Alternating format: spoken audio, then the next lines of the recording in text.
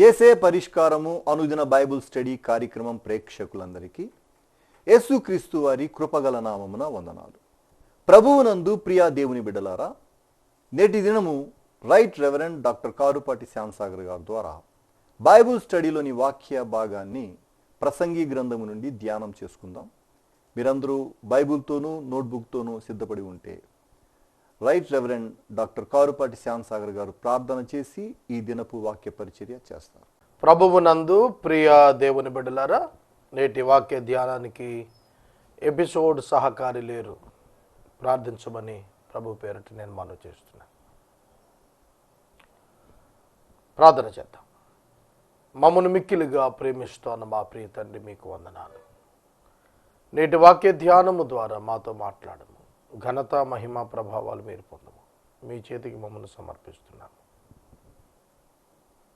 మా ప్రతి అవసరము తీర్చుము ప్రభువా.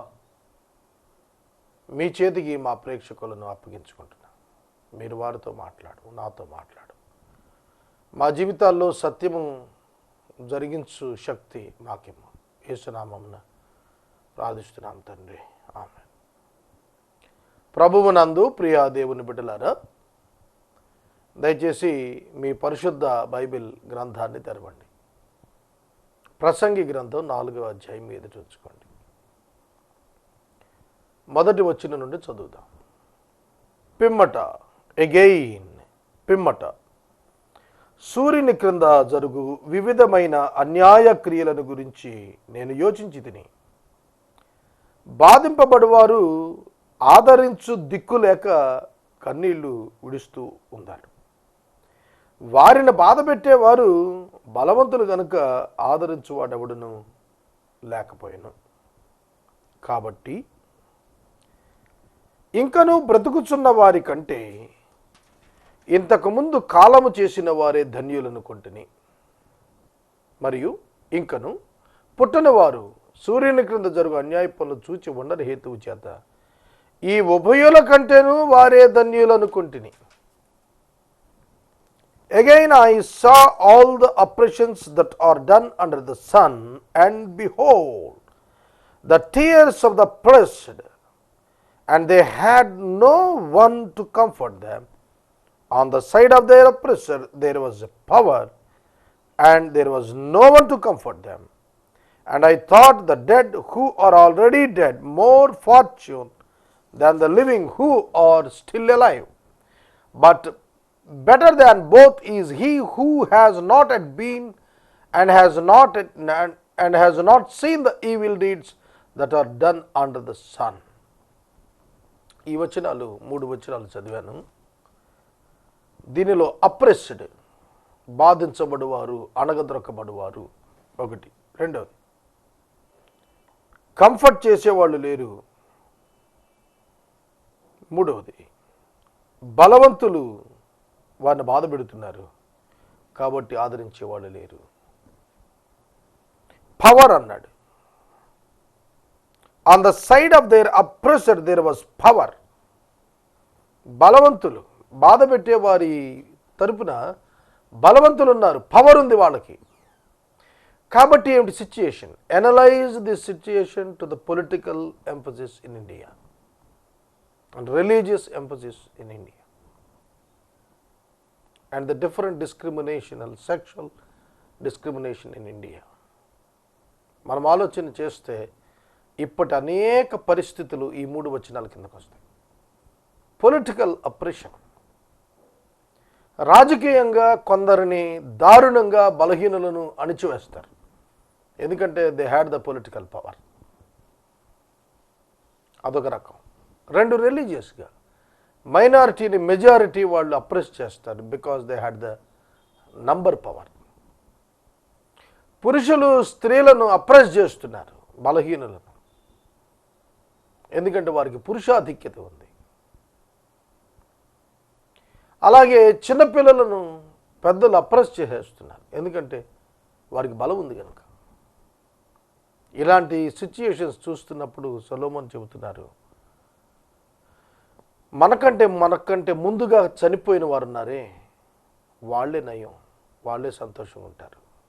వాళ్ళకి బాధ లేదు, అప్రెసర్ ఎవరైతే అణగదొక్కేస్తారో ఆ భయం వాళ్ళకి లేదు. వాళ్ళకంటే ధన్యులు ఎవరంటే ఇంకా భూమి మీదకి రానివారు, తల్లి గర్భంలో పడి భూమి మీదకి రాకుండా ఉన్నారే నెక్స్ట్ జనరేషన్, రాబోతున్నటువంటి నూతన జనరేషన్ తరము వారు, పుట్టబోవు తరం వారు ఇంకా గొప్పవారు నాడు. ఎందుకంటే అసలు వాళ్ళు ఏ చెడు చూడలేదు. మనకంటే ముందు చనిపోయిన వారు ఎంతో కొంత చెడు చూశారు, బాధపడ్డారు, బాధించబడ్డారు, చనిపోయారు. బ్రతికి ఉన్నవాడి పరిస్థితి ఏమిటి? అది ఇక్కడ ప్రశ్న. ఈ దినం నేను చాలా అద్భుతమైన సమయాన్ని కొద్దిమంది క్రైస్తవేతర మిత్రులతో గడిపాను. ఈ లోకంలో ఉన్న అనేక అంశాలు చర్చకు వచ్చాయి. విదేశాలకు వెళుతున్న వారిని గురించి, భారతదేశంలో ఉన్నటువంటి ఆర్థిక పరిస్థితులను బట్టి, వ్యవస్థలను గురించి, మనుషుల యొక్క అలవాట్లను గురించి, పొలిటికల్ సిచ్యుయేషన్స్ని గురించి చాలా ఓపెన్గా మాట్లాడుకున్నాం. ఆ మాటలలో నాకు అర్థమైంది ఏమిటంటే, మనం అనేక పర్యాయాలు మన అవగాహన కరెక్ట్ అనుకుంటాం, కానీ మార్చుకోవాల్సిన అభిప్రాయాలు ఉంటాయి లోకంలో అనేది నేను తెలుసుకోగలిగాను. లోకపరమైన ఆలోచనలను బట్టి అనేక విషయాలు మనకు వింతగా అనిపిస్తాయి, కానీ స్క్రిప్చురల్గా, స్పిరిచువల్గా ఆలోచించినప్పుడే వాటి యొక్క నిజమైన అర్థాలు గోచరమవుతుంటాయి. కానీ ఈ లోకం దేవుంది కాదు, అపవాదిది. కనుక వాడి ఇచ్చే నెరవేరుతోంది లోకంలో. అందుకనే ఇక్కడ సొలొమోను చెబుతున్నారు, అన్యాయ క్రియలను గూర్చి నేను యోచించాను. బలహీనుడిని బలవంతుడు ఏం చేస్తున్నాడు? అణగదొక్కేస్తున్నాడు. ఒక బలవంతుడు ఒక బలహీనుడిని అణగదొక్కేస్తుంటే బలహీనుడు కన్నీళ్లు గారుస్తున్నాడు. ఆదరించేవాడు లేకపోతున్నాడు. ఎందుకంటే బలవంతుడు కదా అవతల ఉంది, అందుకని ఆదరించేవాడు కూడా ఉండటం లేదు. ఇది ఇటువంటి సిచ్యుయేషన్ ఇవాళ సొసైటీలో కనపడుతోంది. అందుకని అన్నాడు, చచ్చిపోవటమే మేలు అని అనిపిస్తోంది నాకు, చనిపోయిన వారే మేలు పొందారు. అంటే భూమి మీద బలవంతుల చేత అణగద్రొక్కబట్టడం కంటే కూడా చచ్చిపోయిన వారిగా ఉన్న వాళ్ళే మంచిగా ఉన్నారనిపిస్తోంది అన్నప్పుడు ఎంత ఈ లోకంలో ఎటువంటి పరిస్థితి ఉందో ఒకసారి ఆలోచించండి. 3000 సంవత్సరాల క్రితం ఒక మహాచక్రవర్తి యొక్క మాటలు ఇవి. Then what about today and its situations? ఇవాళ ఏమిటి, ఇవాళ పరిస్థితులు ఏమిటి? కనుక సొలొమోను చెప్పినది ఈనాడు ఉన్నదే కాదు, ఒకప్పుడు కూడా ఉంది. బలాఢ్యులు బలహీనులను అణగదొక్కటం అనేది ఒకప్పుడు ఉంది. దేవుని నామానికి స్తోత్రం. Now we are in democratic country, ప్రజాస్వామ్య దేశంలో ఉన్నాం, గణతంత్ర దేశంలో ఉన్నాం, సెక్యులర్ స్టేట్లో ఉన్నాం. చాలా ప్రొటెక్షన్ ఇండియన్ కాన్స్టిట్యూషన్ ఇండియన్ సివిలియన్స్కి, ఇండియన్ పౌరులకు ఇస్తుంది, సిటిజన్స్కి ఇస్తుంది. మీరు టీవీలో చూడండి, ఎంతమంది సత్యం కొరకు లేదా పొజిషన్ కొరకు, జస్టిస్ కొరకు చాలా ట్రాన్స్పరెంట్గా, బోల్డ్గా, ధైర్యంగా పోరాడుతున్నటువంటి వక్తలను మనం చూస్తాం. సోదరుడా, సోదరి, సొలొమోను యొక్క ఆలోచన ఒక్కసారి మీరు పరిశీలించండి. ఒక చక్రవర్తికే ఇలా అనిపిస్తే ఈనాటి పరిస్థితులను బట్టి ఎవరేమనుకోవాలి? 4వ వచనం, మరియు కష్టమంతయు నేర్పుతో కూడిన పనులన్నీయు నరుల రోష కారణాలని నాకు కనబడిన ఇదియు వ్యర్థముగా ఒకడు గాలిని పట్టుకున్నట్టుగా చేయి ప్రయత్నం వలె ఉన్నది. Then I saw that all toil and the skill in work come from a man's envy of his neighbor. This also is vanity and a striving after wind. నరుని కష్టమంతా, నేర్పుతో కూడిన పనంతా కూడా రోష కారణాలుగా కనిపిస్తోంది. అది తలుచుకుంటే అది కూడా వృధాగా అనిపిస్తుంది. నువ్వు ఎంత కష్టపడతావో, నీవు ఎంతగా నేర్పు స్కిల్ కలిగి ఉంటావో అంతగా నువ్వు ఇతరుల చేత తృణీకరించబడే ప్రమాదం ఉంది. నరులకు రోష కారణాలుగా కనబడుతున్నాయి. ఒకని యొక్క కష్టం, ఒకని యొక్క నేర్పు మరొకడికి రోష కారణంగా కనిపిస్తుంది. అనేబుల్ టు బేర్ వారిని భరించలేకపోతున్నారు, వారిని సహించలేకపోతున్నారు, వారిని అప్రిషియేట్ చేయలేకపోతున్నారు. అది కూడా నాకు వ్యర్థంగానే అనిపిస్తోంది. ఎంతో కష్టపడి, ఎంతో స్కిల్ తెచ్చుకొని సమాజంలో ఏమాత్రం కూడా అప్రిసియేషన్ లేని వారుగా అనేక మంది అయిపోతున్నారు. ఇది కూడా వ్యర్థంగానే చెబుతున్నాడు. బుద్ధిహీనుడు చేతులు ముడుచుకొని తన మాంసాన్ని భుజిస్తాడు. శ్రమయును గాలికైన యత్నములను రెండు చేతుల నిండా ఉండుట కంటే ఒక చేతి నిండా నెమ్మది కలిగి ఉండుట మేలు. చూడండి, మన ప్రయత్నాల చేత మనము ఉండుట కంటే, అంటే నెమ్మది కలిగి ఉండుట మేలు అంటాడు. ప్రయత్నాలు చేయటం తప్పని చెప్పలేదు. ప్రయోజనము లేని ప్రయత్నముల చేత ఈడ్చుకొని పోబడుతున్నట్లుగా చెబుతూ దానికంటే సైలెంట్గా ఉంటే బెటర్ అంటున్నాడు. చదువుతాను చూడండి, 6వ వచనం. Better is a handful of quietness than 2 hands full of toil and striving after wind. బాగా కష్టపడి పనిచేసి యత్నాలు చేసి వచ్చేదానికంటే నెమ్మదిగా ఉంటే మేలు అనిపిస్తుంది అన్నాడు. ఎందుకో తెలుసా మాట అంది? చాలాసార్లు నాకు కూడా అనిపించింది, ఏమిటి ఇంత ప్రయాస పడితే ఇంత చులకనగా మాట్లాడుతుంది ఏంటి లోకం, ఇన్ని అబాండాలు వేస్తుంది ఏంటి లోకం, స్పిరిట్ కిల్ అయిపోతుంది అని అనిపించింది. దానికి నాకు జవాబు బైబిల్లో ప్రభు దగ్గర దొరికిందే తప్ప లోకంలో దొరకలేదు. ఇప్పటికీ కాదు, ఇంకెప్పటికీ దొరకదనేది కూడా నాకు అర్థమైంది. నేను ఎన్ని మంచి చేసినా మంచి అనేవాడు ఉండకపోవచ్చును, ఖచ్చితంగా ఉంటుంది అటువంటి పరిస్థితి. లేదు ఏదో ఆశించి చేశాడనేవాడు ఉండవచ్చును. లేదంటే పేరు కోసం చేశాడు, ప్రఖ్యాతుల కోసం చేశాడు, స్వయానికి చేసుకున్నాడు అనేవాళ్ళు చాలామంది ఉండవచ్చు. కానీ దేవుని వాక్యంలోనే దానికి జవాబు దొరికింది. Our toil and our sacrifice, మన యొక్క శ్రమ, మన యొక్క అద్భుతమైనటువంటి పనితీరు, పనితనము దేవుని చేతనే గుర్తించబడుతుంది తప్ప మనుషుల చేత గుర్తించబడదు చాలా సందర్భాల్లో.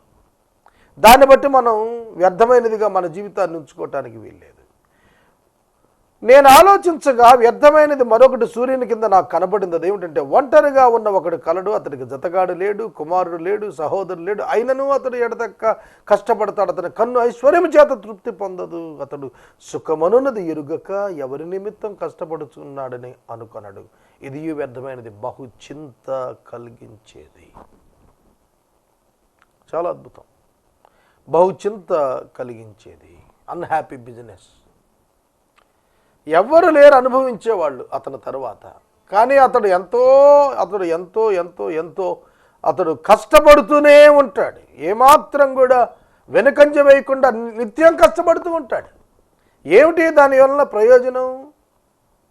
జతగాడు లేడు, పార్ట్నర్ లేడు, కుమారుడు లేడు, ఫ్రెండ్ లేడు, సహోదరు లేడు, బ్రదర్ లేడు, సన్ లేడు. ఐశ్వర్యము చేత అతని కన్ను తృప్తి చెందటం లేదు.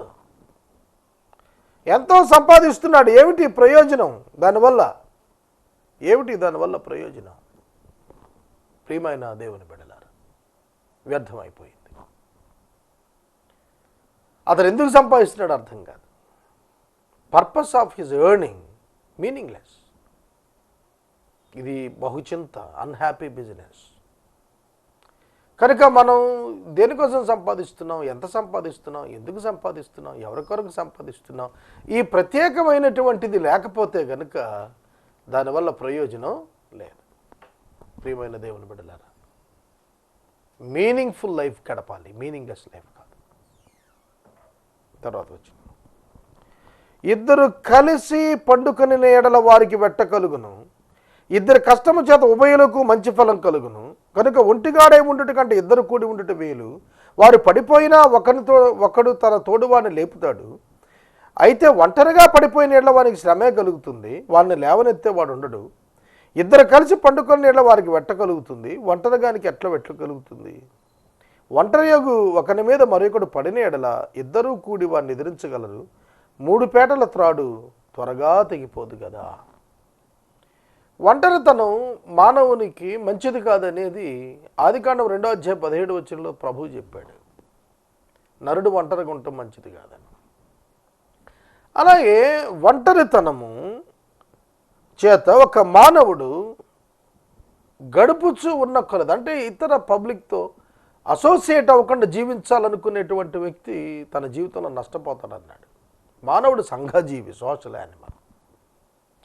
సంఘజీవిగా ఉన్నప్పుడే నీ జీవితానికి మీనింగ్ ఉంటుంది తప్ప ఐసోలేటెడ్గా ఎక్కడికో వెళ్ళి అడవుల్లోనో కొండల్లోనో గుహల్లోనో కూర్చుంటారంటే నీ జీవితం వల్ల ఏమిటి ప్రయోజనం? సమాజంలో బ్రతకటమే ఛాలెంజ్ తప్ప అడవిలోకి వెళ్ళి బతకటం అది ఛాలెంజ్ కాదు. అడవిలోకి వెళ్ళిపోయి బతకటం ఏముందండి మనుషులతో సంబంధం లేకుండా. కనుక ఒంటరిగా ఉండటం మంచిది కాదు. తోడున్నట్లయితే మరొకడు ఉంటే, జతగాడుంటే నువ్వు పడినా వాడు లేపుతాడు, వాడు పడితే నువ్వు లేపవచ్చు. నువ్వు పడిపోవటం ప్రారంభిస్తే నీకు శ్రమే మిగులుతుంది. 3 పేటల తాడు తెగిపోదు అన్నాడు. 3 పేటల త్రాడు తెగిపోదు. ముగ్గురు కలిసి ఉండటం అనేది ఒక బలమైనటువంటి ఇది. ఒకడు పడినా మిగతా ఇద్దరు అతను లేవనెత్తుతారు, ఈజీగా ఉంటుంది. కనుక ఐక్యత యొక్క ప్రాధాన్యత చెబుతూ మానవులకు దేవుని యొక్క తోడును గూర్చిన అవసరతను కూడా జ్ఞాపకం చేశాడని ఇందులో భావించవచ్చు. 3 పేటల తాడు తెగిపోదు అనేది భార్యకు భర్తకు దేవునికి అప్లై చేస్తారు వివాహాల్లో. భార్యాభర్త 2 పేటలే, కానీ 3వ పేట దేవుని వాక్యం కలిసినప్పుడు బలంగా ఉంటుంది, ఆ బంధం తెగిపోందుగా ఉంటుంది. దేవునికి భయభక్తులు కలిగిన భార్యాభర్తలు అన్నిటికీ విడిపోరు. 13వ వచనం, మూఢత్వము చేత బుద్ధి మాటలకి చెవియొగ్గలేని ముసలిరాజు కంటే భేదవాడైన జ్ఞానవంతుడికి చిన్నవాడే శ్రేష్ఠుడు. Better was a poor and wise youth than an old and foolish king who no longer knew how to take advice. సలహా తీసుకోలేని, పని చెయ్యలేని ఒక వృద్ధరాజు కంటే కూడా బుద్ధి కలిగినటువంటి వాడైన జ్ఞానవంతుడైనటువంటి బీదవాడే శ్రేష్ఠుడు. చెవి ఇవ్వని మూర్ఖపు వృద్ధరాజు కంటే చెవి ఇవ్వగలిగిన ఒక యువకుడు పేదవాడైన చాలా శ్రేష్ఠుడిగా చెప్పాడు. ఢిల్లీ రాజకీయాలు అవి రుజువు చేశాయి. 2 సంవత్సరాలే ఆమ్ ఆద్మీ పార్టీ, ఆప్ అంటారు కదా, పార్టీ పెట్టి ఇవాళ రిజల్ట్స్ 67 సీట్లు సంపాదించారు 70లో. పేదవాడే, పేపర్లన్నీ రాసే, నా మాట కాదు, సామాన్యుడు ఆర్డినరీ మ్యాన్ అని రాశారు. ఎదుర్కొన్న వాళ్ళు కురువృద్ధులు. అటువంటి పెద్దవారిని ఎదుర్కొన్నాడు అని అంటే అది ఏమిటి అక్కడ డిసైడ్ చేశారు? పబ్లిక్ ఏం చూశారంటే పేదవాడైన జ్ఞానవంతుని చూశారు. అంతేగాని లాంగివిటీ కానీ సీనియారిటీ కానీ పొలిటికల్ ఎస్టాబ్లిష్డ్ పార్టీ అని కానీ చూడలేదు అక్కడ. ఎందుకు కోరుకున్నారంటే ఒక పేదవాడైనప్పటికీ చెవి ఇచ్చేవాడు. ఎప్పుడైనా సరే గుర్తుపెట్టుకోండి, ఒక మనిషిని అంగీకరించాలంటే ఆ మనిషిలో ప్రత్యేకంగా ఉండాల్సిన క్వాలిటీ ఏంటంటే he must be a good listener. చెప్పిన మాట వింటూ ఉండాలి. వినని వాడిని ఎవడు ఎన్నడు అంగీకరించడు, చేర్చుకోడు. కనుక ఇక్కడ నేను చెప్పింది ఎందుకంటే ముసలిరాజు అన్నాడు, పేదవాడైన యువకుడు, పేదవాడైన జ్ఞానవంతుడు, ఒక చిన్నవాడు అంటే youth, young, old and young ఇద్దరి మధ్యలో, established and non established, senior and very sub junior. వీటిలో ఎవరిని సెలెక్ట్ చేసుకుంటారు కామన్ పబ్లిక్ అంటే ఆర్డినరీ మ్యాన్ అయినప్పటికీ వైజ్ ఫెలోని చూస్తారు, ఇంటగ్రిటీ ఉన్నవాడిని చూస్తారు, పబ్లిక్తో రిలేట్ అవ్వగలిగిన వాడిని చూస్తారు. ఇది ఒక ఉదాహరణగా నేను చెప్పాను. ఇట్లాంటివి అనేక ప్రాంతాలు అనేకం ఉన్నాయి. ఒక ఉదాహరణగా ఢిల్లీయే చెప్పవసరం లేదు, స్థానికంగా కూడా అట్లాంటివే ఉంటాయి, ఇతర ప్రాంతాల్లో అలాంటివే ఉన్నాయి. కనుక చేంజ్ తీసుకుని రావటానికి జ్ఞానవంతుడైన పేదవాడైన చిన్నవాడినైనా పీపుల్ విల్ యాక్సెప్ట్. అది నా మాట కాదు, సొలొమోను మహారాజు గారు చెప్పిన మాట. The great and wise king. ముసలివాడు సొలొమోనే. సొలొమోను ముసలివాడు, సొలొమోను సీనియర్ మ్యాన్. కానీ సొలొమోనుకి వినే శక్తి లేదు ఇప్పుడు. ఎందుకంటే చుట్టూత భార్యలు, అన్యదేవతలు, అన్య విగ్రహాలు. ఆ సొలొమోను కంటే కూడా పేదవాడైనా జ్ఞానవంతుడైనా ఒక చిన్నవాడైనా పర్వాలేదు రాజుగా అనే స్టేటస్కి ఆనాటి ప్రజలు వచ్చారు. ఆనాటి ప్రజలు వచ్చేసారు. సోదరుడా, సోదరి, అది గ్రహించి రాస్తున్నాడు ఈ మాటలు. సూర్యుని క్రింద అట్టివాడు దేశమందు పేదవాడిగా పుట్టినను పట్టాభిషేకమునందుటకు చెరసాలలో నుండి బయలు వెళ్ళును. సొలొమోను రాస్తున్నాడు, అట్టివాడు జ్ఞానము గలవాడు, చిన్నవాడు, బుద్ధిమంతుడు అయినటువంటి పేదవాడు అయినటువంటి వాడు చెరలో ఉన్నప్పటికీ కూడా చెర నుండి పట్టాభిషేకం పొందటానికి బయలు వెళ్ళును. ఎట్లా వస్తుంది అంటే God will give him an opportunity to rule the people with his wisdom. అలా అనేక మంది రూలర్స్ వచ్చారు మనకు, మన దేశంలో అనేక మంది రూలర్స్ వచ్చారు. అట్లా చిన్న చిన్న వాళ్ళు షార్ట్ స్పాన్లో, చక్కటి అనుభవంలో, పబ్లిక్ యాక్సెప్టెన్స్తో. ఇది రాజ్యానికి సంబంధించింది, పరిపాలనకు సంబంధించింది కనుక మాత్రమే ఈ ఉదాహరణ లైవ్లీగా ఉంటుందని నేను ఇక్కడ మీకు ఎక్స్ప్లెయిన్ చేశాను. అంతకంటే వేరే ఉద్దేశం ఏమీ లేదు. అతని ఆధిపత్యం కింద జనులకు లెక్కయే లేదు. ఆయనను తర్వాత రాబోబో వారు వీని యందు ఇష్టపడరు. నిజంగా ఇదియూ వ్యర్థమే, ఒకటి గాలికి ప్రయాసపడినట్లే. చూడండి, పొలిటికల్ సినారియో ఆ రోజున ఎక్స్ప్లెయిన్ చేస్తున్నాడు. ఇలాంటి వాడు కొంతకాలం అయిన తర్వాత మరలా ప్రజలు అతను అంగీకరించకపోవచ్చు. అతని ఆధిపత్యము క్రింది జనులకు లెక్కలోకి రాదు. అయినా వారు రాబోయేటువంటి తరం వారు వీని యందు ఇష్టపడరు. మళ్ళీ he will become old and he will become senior. ఆలోచిస్తున్నారు. ఆ రోజు నుంచి ఈ రోజు వరకు కూడా ప్రజల యొక్క మైండ్ సెట్ ఒకేలా ఉందనేది మనం అర్థం చేసుకోవాలి. పాత వింత కొత్త వింత పాత రోత అనే సామెత ఉంది చూశారు, అట్లా అయిపోతుంది కొన్ని సందర్భాల్లో. కనుక రాజ్యాధికారం మీద బైబిల్ గ్రంథంలో ఉన్నన్ని విశేషాలు, పొలిటికల్ సైన్స్కి అప్లై అయ్యేటువంటి అనేక అంశాలు బైబిల్లో ఉన్నన్ని ఉదాహరణలు ఇంకెక్కడా కనపడవేమో అనిపిస్తుంది. పరిపాలకులు ఎట్లుండాలి, ప్రజలు ఎట్లా ఉంటారు, వాళ్ళ నాడి ఎట్లుంటుంది, అందులో గ్రూప్స్ ఎట్లా ఉంటాయి, ఇవన్నీ కూడా బైబిల్లో చాలా చాలా చాలా వివరాలు తెలియచేయబడ్డాయి. 5వ అధ్యాయం చదువుకుందాం. నీవు దేవుని మందిరమునకు పోవునప్పుడు నీ ప్రవర్తన జాగ్రత్తగా చూచుకునుము. బుద్ధిహీనులు అర్పించినట్లుగా బలి అర్పించుట కంటే సమీపించి ఆలకించుట శ్రేష్టం. వారు తెలియకయే దుర్మార్గపు పనులు చేయుదురు. చూడండి, ఎంత చక్కటి మాట రాస్తాను. దేవుని సన్నిధికి పోయేటప్పుడు చూసుకొనవలసింది హృదయము. మనం మందిరానికి వెళ్ళేటప్పుడు స్నానం చేసి వెళ్తుంటాం, చందా తీసుకుని వెళ్తాం, మంచి పొడి బట్టలు, మంచి ఇస్త్రీ బట్టలు కట్టుకుని వెళ్తుంటాం, బైబిల్ చక్కగా శుభ్రం చేసుకుని వెళ్తుంటాం.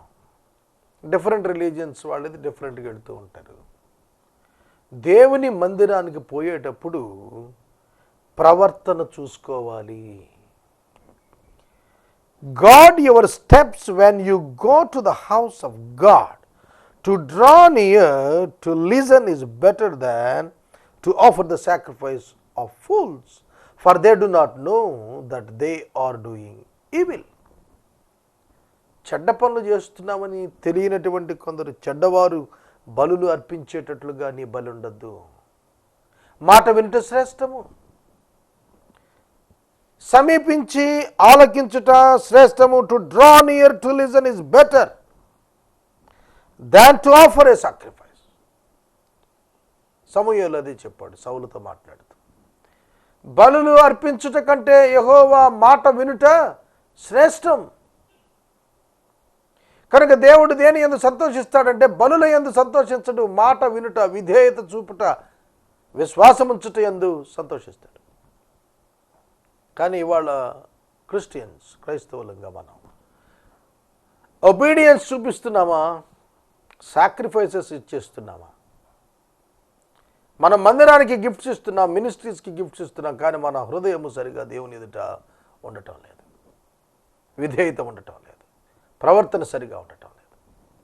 ఈ 2-3 దినాల్లోనే నేను చాలాసార్లు నన్ను నేను నిందించుకున్నాను, సరి చేసుకునే ప్రయత్నం చేశాను. It is not easy to live in this world spiritually. ఆత్మీయంగా ఈ లోకంలో జీవించడం అంటే సాధారణం కాదు. మన ఆలోచనలు, మన తలంపులు, మన జడ్జిమెంట్స్, మన అండర్స్టాండింగ్స్ ఇవన్నీ కూడా వాక్యం ఎదుట తీర్పున దోషం వచ్చేవిగా నిలబడితే మన జీవితంలో ప్రయోజనం లేదు. అదే భయం వేస్తుంది నాకు ఇప్పుడు కూడా. చాలా సంఘర్షణకు లోనవుతాను, నేను లోనవుతూ ఉన్నాను కొన్ని సందర్భాల్లో. What is important before God?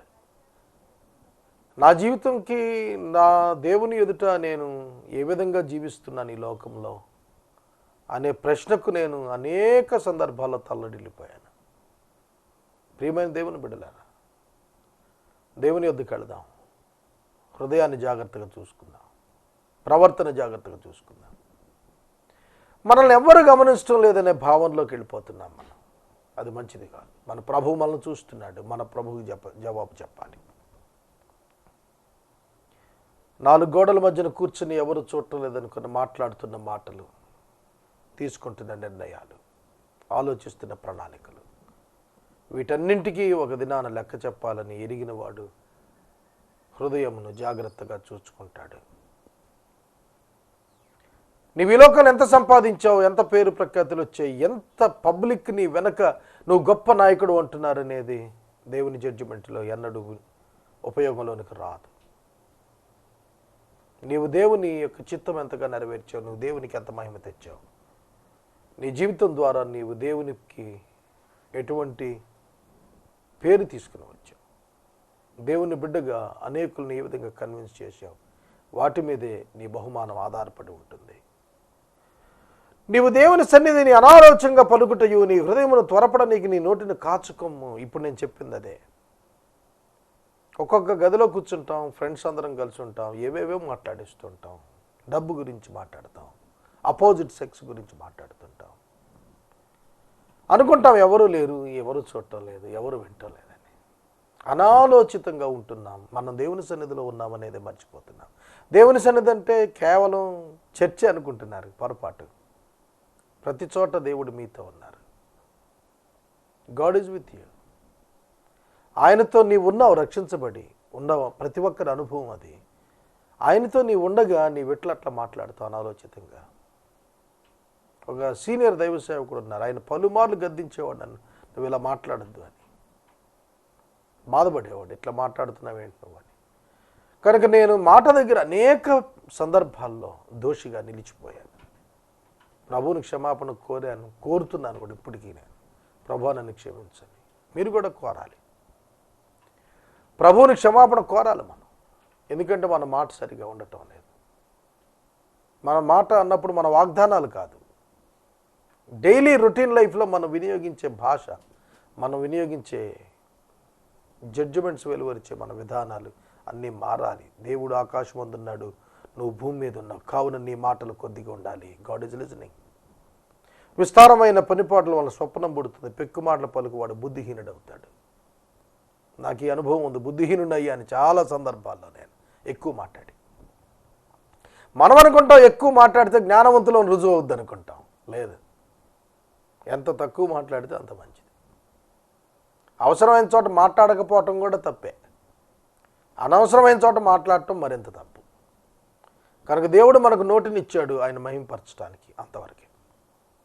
ఆయన గురించి మాట్లాడటానికి, మనం ఇతరుల గురించి మాట్లాడటానికి కాదు. రాజకీయాలు మాట్లాడటానికి దేవుడు మనకు నోరు ఇవ్వలేదు, ఆయన రాజ్యం గురించి మాట్లాడటానికి నోరు ఇచ్చాడు. దీన్ని మనం అర్థం చేసుకుందాం. ఈ రాత్రికాల వాక్య భాగం నేను ముగిస్తున్నాను. ప్రియ సహోదరుడు, సహోదరి, ప్రసంగి గ్రంథపు వాక్య ధ్యానాల చేత మనల్ని మనం సంస్కరించుకుందాం, మనల్ని మనం దిద్దుకుందాం. అట్టి కృప పరిశుద్ధాత్మ దేవుడు దయచేయను గాక. మనము ఇంతవరకు right reverend doctor Karupati Shyam Sagar గారి ద్వారా బైబుల్ స్టడీలోని వాక్య ధ్యానమును ప్రసంగి గ్రంథము నుండి ధ్యానం చేసుకున్నాం. ఈ కార్యక్రమం ద్వారా మీరు పొందుకునుచున్న ఆత్మీయ మేలులు ఒక ఉత్తరం ద్వారా మాకు తెలియచేయండి. మీ ప్రార్థనా మనవులు మాకు తెలియచేస్తే ఏసే పరిష్కారం కార్యాలయంలో ఏర్పాటు చేసిన ప్రత్యేక ప్రార్థనా శిబిరంలో మీ కొరకు ప్రార్థిస్తాం. మీ కుటుంబ పక్షముగా ఒక ఎపిసోడ్ ప్రసారం చేయాలనుకున్నారు మాకు తెలియచేస్తే మా సిబ్బంది మీ గృహాలను దర్శిస్తారు. ముగింపు ప్రార్థన ఆశీర్వాదాలతో ఈ కార్యక్రమాన్ని ముగించుకుందాం. ప్రార్థించుదాం. మమ్మల్ని మిక్కిలిగా ప్రేమిస్తున్న మా తండ్రి, వందనాలు. మీరిచ్చిన అనేక అవకాశాలు మేము ఉపయోగించుకోలేకపోతున్నాం. ప్రభు, మమ్మల్ని క్షమించండి, మా విశ్వాస స్థాయి పెంచండి, మాకు చక్కటి ధైర్యాన్ని ఇవ్వండి, నీ పనులు చేయటానికి శక్తినివ్వండి. మీరిచ్చిన కృపకై వందనాలు. మా మీద ఉంచిన బాధ్యతలన్నీ ఫుల్ఫిల్ చేయటానికి మాకు శక్తినివ్వండి, సహాయం చేయండి. ప్రతి విషయంలో మీ కృపనివ్వండి. మీరు ఇస్తూనే ఉన్నారు, అయినా మేము ఇంక అడుగుతూనే ఉన్నాం. అందులో సందేహం లేకుండా ఉంచుటకు మాకు కృపనివ్వండి. యేసునామములో అడుగుచున్నాము తండ్రి, ఆమేన్. తండ్రి అయిన దేవుని ప్రేమ, కుమారుడిని యేసయ్య కృప, పరిశుద్ధాత్మని యొక్క అన్యోన్య సహవాసం సదాకాలం మనందరికీ తోడై ఉండును గాక. ఆమేన్.